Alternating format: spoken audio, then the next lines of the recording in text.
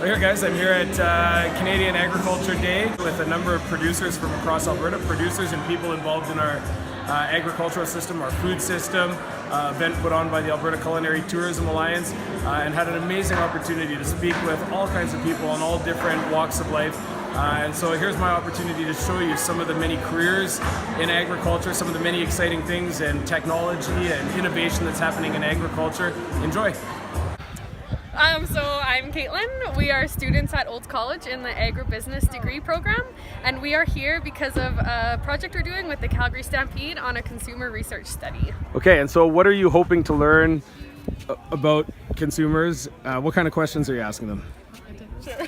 We're hoping to bridge the gap between producers and consumers, so finding out what consumers are really worried about, if it's GMOs, antibiotics, pesticides, anything like that that is concerning people, to motivate them to not buy ag-related products. Okay, excellent. Do you have an ag background? Are you both ag? Yes. Okay.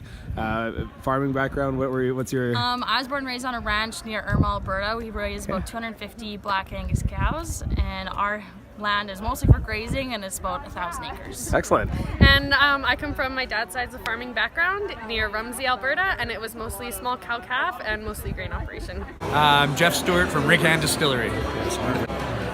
We take local agricultural products and we turn them into 35 different kinds of hard liquors. So we make vodkas and flavored vodkas, we make gin, we make a rum from sugar beets that are grown here in Alberta, we make some schnapses, limoncello, grappa, things like that, and we make a cream liqueur similar to Bailey's. So Jeff, one of the really neat things you were telling me is how you make your schnapps. You're helping eliminate some food waste. Tell me a little bit about that. So British Columbia has a higher output for fruit production than Alberta does, so we rely on some waste products from local grocery stores. So we've teamed up with a co-op grocery store in Leduc.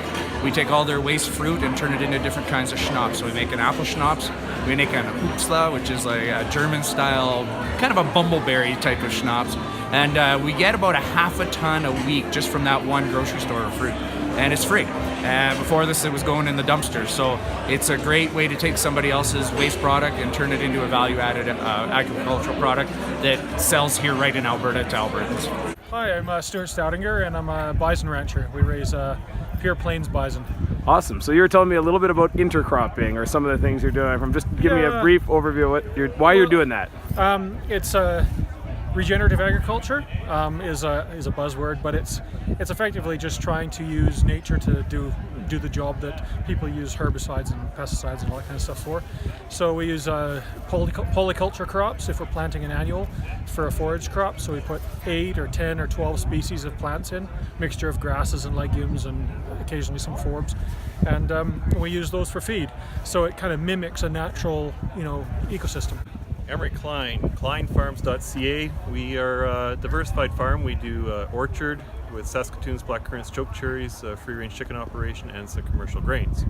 All right, excellent. I didn't ask you about the free-range chickens because I forgot about that part. But how many chickens do you have? I'm allowed to say 2,000 because of the quota system in Alberta. Okay, perfect. And so this was interesting to me. You harvest berries commercially. Tell me how you harvest berries, because the only way I know how is hand picking them. Well, it's the same kind of idea. It's an over-the-road harvester, and the machine shakes the bushes until the berries fall off, and then it picks them up on conveyors and blows the leaves and twigs off into baskets, and away we go to the freezers and processing. Beautiful. And you said you're looking at Haskap, possibly? Dwarf cherries. We've got 20 acres now of Saskatoon's blackcurrants and choke cherries. The Haskaps would allow us to harvest earlier in the year and stretch out our harvest over many periods, because they go from Haskaps into Saskatoons into blackcurrants, and each season would lead into the next season. So I'm Matt Widmer from Wildlife Distillery.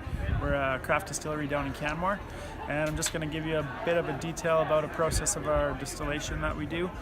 So we purchase wheat from farmers in Standard, Alberta, and after the brewing process, so you can imagine we've got about 1,400 pounds of this grain that we've converted all the starch in that grain into sugar. We've separated that sugar out through liquid, and we're left with this dried grain that still has a lot of protein and nutrients, which is great for animal feed. So what we do the next day is the farmer comes down from Carstairs, from Heart Rock Ranch. and we load her up with that 1,400 pounds of spent grain, it's called at that point. She takes it back to her farm, and she's got pigs, cows, and chickens that she'll feed it to, and it's a great way to recycle our grain. So that's 1,400 pounds a week. Yes. Wow, excellent. And is that something that a lot of distilleries are doing, or is that I think something a lot that of you guys... breweries try to, yeah. There's a lot of, obviously, animal lots out there and people that need grain on a weekly basis, and it's a great way to, for us at that point, it's finished product, but for a farmer, they can still use it for feed, so it's a good way to kind of full circle their raw ingredients. So my name's Nick Arsula. I'm the manager of government relations at UFA. That's the United Farmers of Alberta. We're an agricultural cooperative that have been around for over 100 years in Alberta, and we predominantly focus on agriculture. We have 35 retail ag facilities across Alberta. We have 111 card locks that sell petroleum to farmers and ranchers, as well as we have a commercial agribusiness division that sell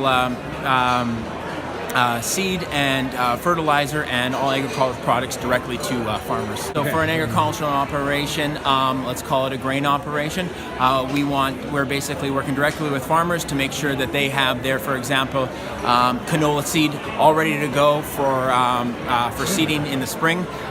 So they have everything ready to go before production starts in the spring for seeding, and then fertilizing, and then harvest. Excellent, thanks. So you were telling me something about micro beef. Do you want to talk about that, or do you want just very high level? What is micro beef? So that sounds interesting. So micro beef technology is a pretty innovative tool, and what it is it basically it's a program that basically pinpoints feed delivery. It's a feed delivery system that gives cattle exactly what they need. So every cattle it's modified so that every cattle gets the exact amount of nutrition, the exact amount of nutrition, the exact amount of potentially medicine into their feed, so they can grow up to be the healthiest animal that they can and most nutritious and tastiest animal they can be. My name is Virgil Lowe. I'm the business manager of the Verified Beef Production Plus program, and our program helps to bridge the gap between consumers and the public and beef producers by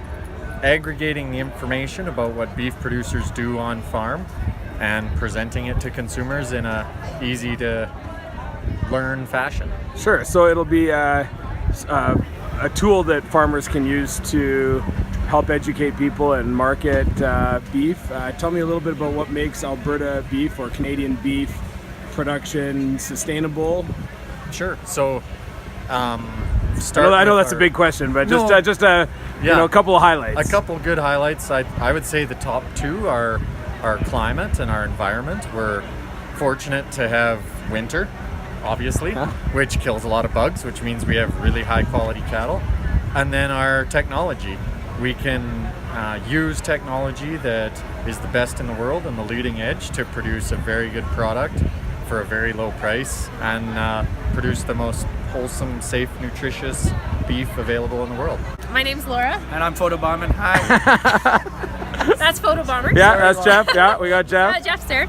So we ranch 700 head just west of Nanton, Alberta.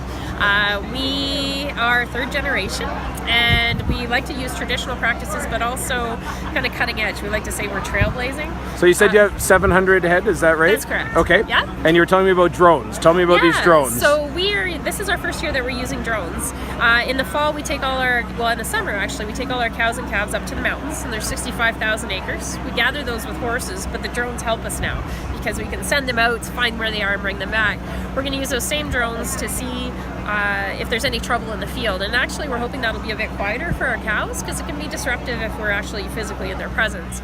So we're doing that, and then we're also doing DNA testing and genomic testing for all our breeding purposes, so we know who's your daddy, and we also know we're breeding for a TT leptin that will produce more beef for lower inputs. So we're doing some cool stuff.